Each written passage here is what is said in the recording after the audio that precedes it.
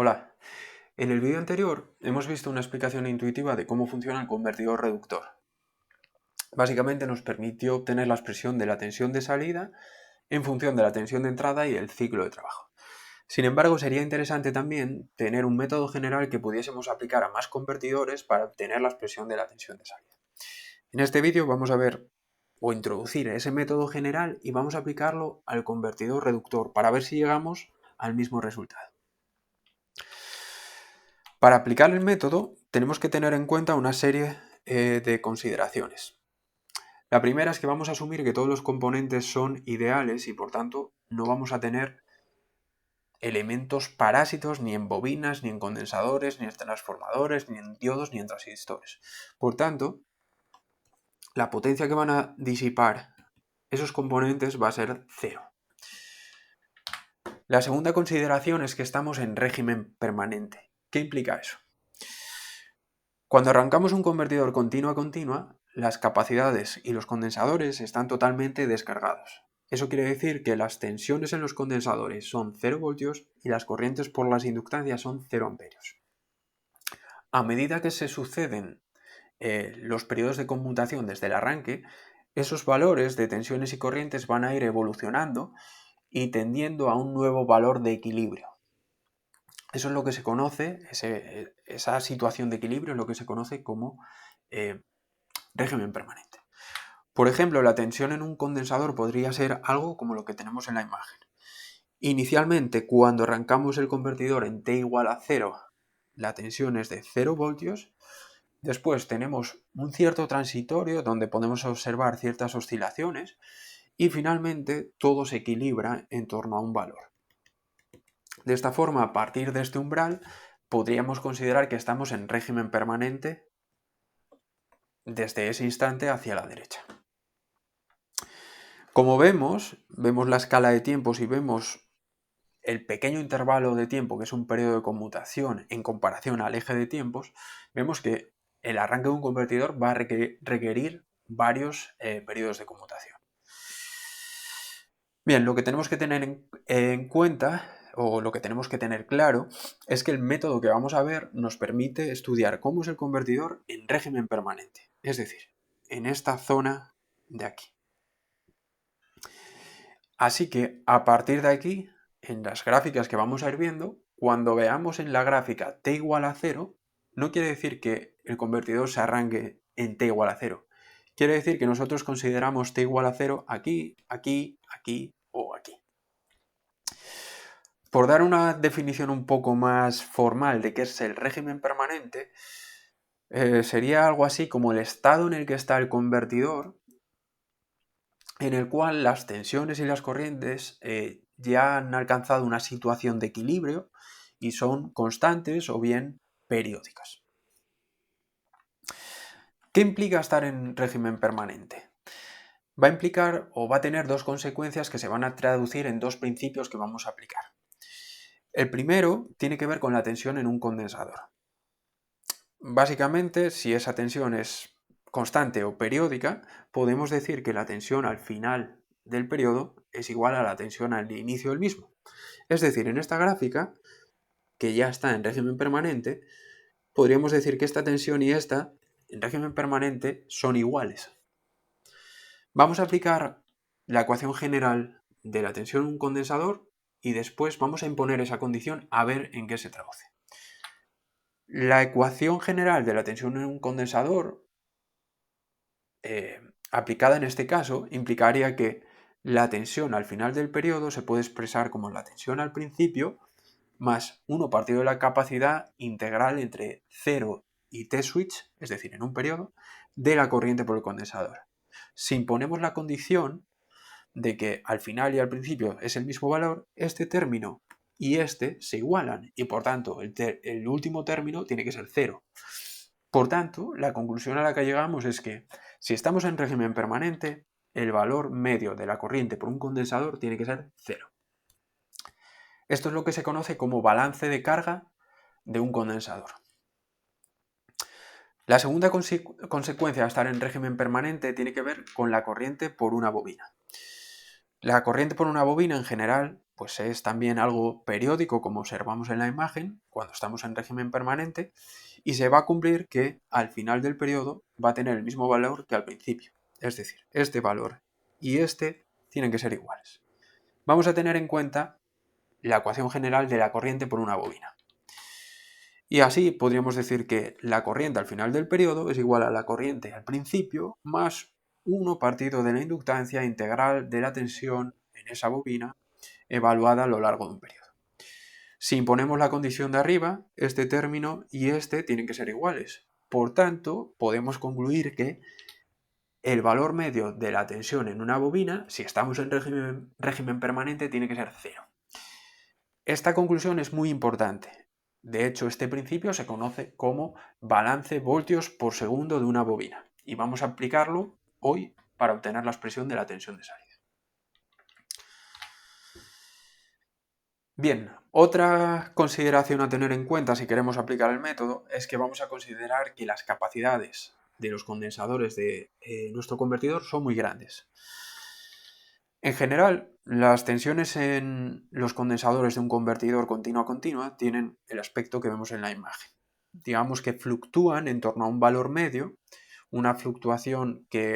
tienen una fluctuación que es periódica, en general de periodo igual al periodo de conmutación, y vamos a observar que a medida que aumentamos la capacidad del condensador, esa fluctuación disminuye. Podemos definir, de hecho, el rizado de la tensión en el condensador como el valor pico a pico de esa fluctuación. La expresión o el nombre que le daremos es delta VC, rizado pico a pico de la tensión en el condensador. Ya digo, si aumentamos la capacidad del condensador, ese rizado bajará. Lo que vamos a asumir al aplicar este método es que las capacidades son tan grandes que ese rizado es despreciable. Y por tanto, la tensión en ese condensador va a ser aproximadamente constante. Voy a utilizar V mayúscula C. Y con V mayúscula C me refiero al valor medio de esa forma de onda. Idea muy similar. Vamos a considerar que las inductancias son muy grandes. En general, también tenemos, al evaluar las corrientes por las inductancias, vamos a ver ciertas fluctuaciones. En este caso, al rizado pico a pico lo llamamos rizado de corriente por una bobina, delta IL. Y si aumentamos la inductancia de la bobina, ese rizado disminuye. Así que lo que vamos a asumir es que las inductancias son tan grandes que el valor de la corriente por esa inductancia es constante. I mayúscula L, siendo I mayúscula L el valor medio.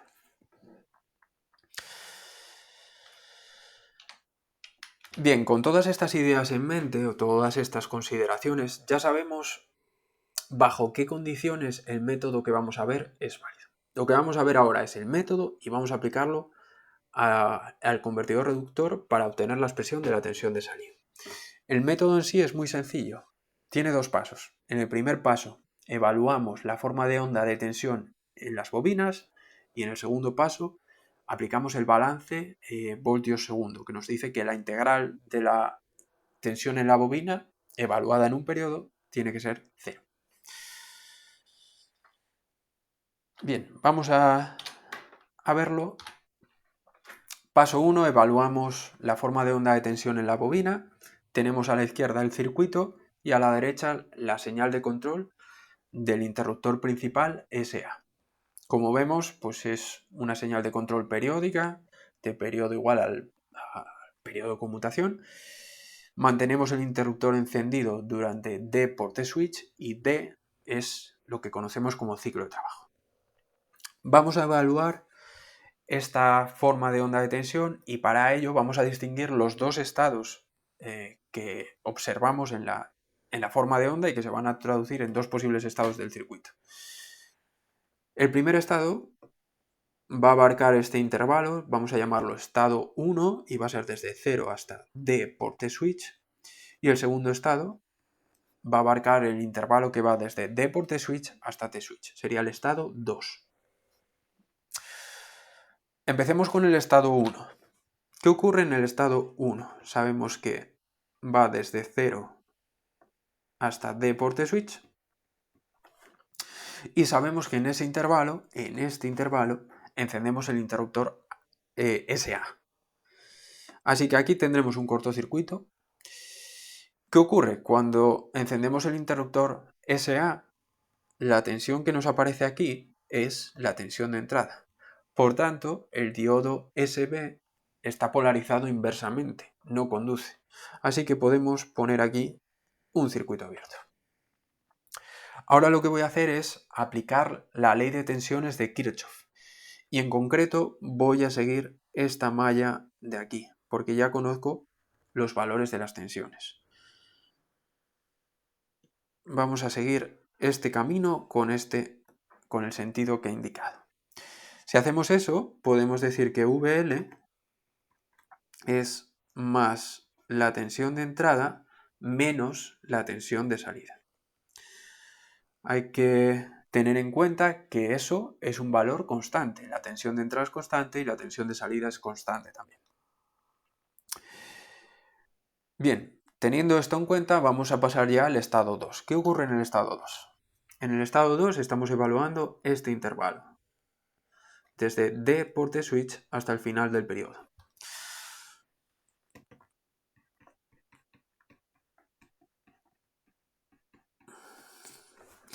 ¿Qué ocurre en ese intervalo? Lo que sabemos es que hemos apagado el interruptor SA, por tanto aquí tenemos un circuito abierto. ¿Qué ocurre con el interruptor SB? De momento no voy a dar la explicación, tenéis que creerme, pero el interruptor SB va a conducir, va a encenderse. Ese diodo va a entrar en estado de conducción. El por qué lo veremos al final del vídeo. Bien, si ocurre eso, vamos a asumir que ocurre eso, la tensión aquí es 0 voltios y ya podemos evaluar la tensión en la bobina en este estado. VL, voy a recorrer esta malla con ese sentido, VL será más 0 voltios menos la tensión de salida, es decir, menos la tensión de salida, que es otro valor constante, distinto al del estado anterior, pero, insisto, constante. Bien, ya sabemos los valores de la tensión en la inductancia a lo largo de un periodo. Podríamos dibujarlo y tendríamos algo como lo que vemos en la imagen. En el estado 1, desde t igual a 0 hasta d igual a d por t switch, la tensión en la bobina vale VI menos VO, entrada menos salida. En el estado 2, desde d por t switch hasta el final del periodo, la tensión vale menos VO, un valor en principio negativo. Bien, vamos a aplicar el balance voltio-segundo, segundo paso del método, a la bobina. Ese balance, este principio, nos dice que la integral desde 0 hasta t switch de la tensión en una bobina es 0, ya que estamos considerando que estamos en régimen permanente. Bien, podemos hacer la integral por partes, es muy sencilla. Podemos decir que eso es igual a la integral desde 0 hasta d por t switch de VI menos VO más la integral desde d por t switch hasta t switch de menos VO, diferencial de t. Y esto tiene que ser 0. Básicamente lo que estamos diciendo es que el área de este rectángulo tiene que ser igual al área de este rectángulo. Y eso es muy sencillo de evaluar. En este caso sería VI menos VO por D por T switch. Tiene que ser, o vamos a poner los dos términos en el mismo lado de la ecuación, sería menos VO por 1 menos D por T switch. Igual a 0. Básicamente, si ese segundo término lo movemos a la derecha, lo que estaríamos diciendo es que el área del triángulo positivo es igual al área del triángulo negativo. Si en esa ecuación despejamos VO, lo que obtenemos es que la tensión de salida es igual a D por la tensión de entrada.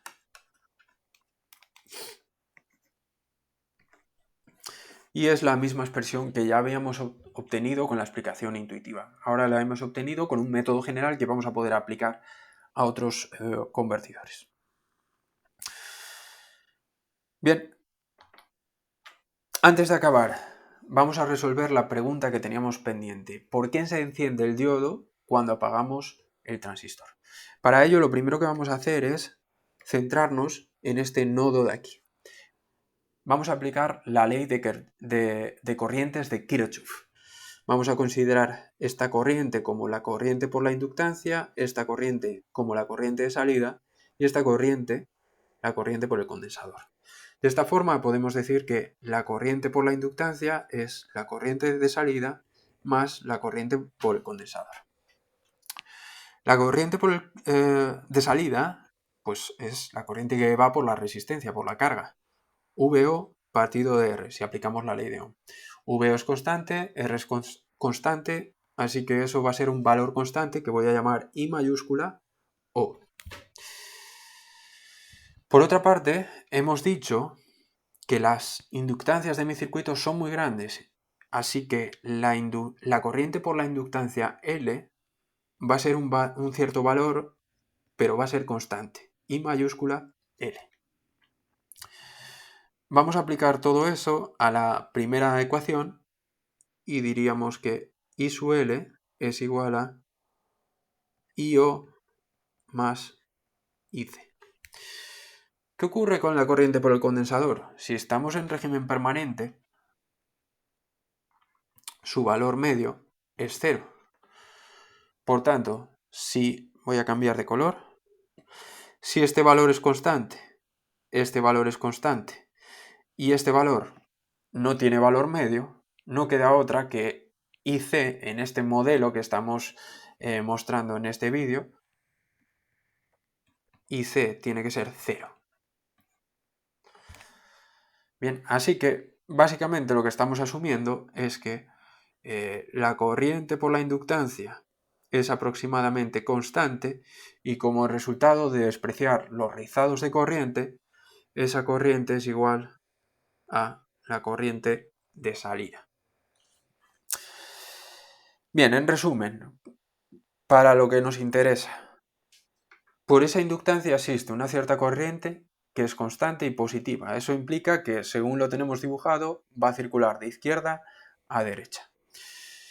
¿Qué implica eso?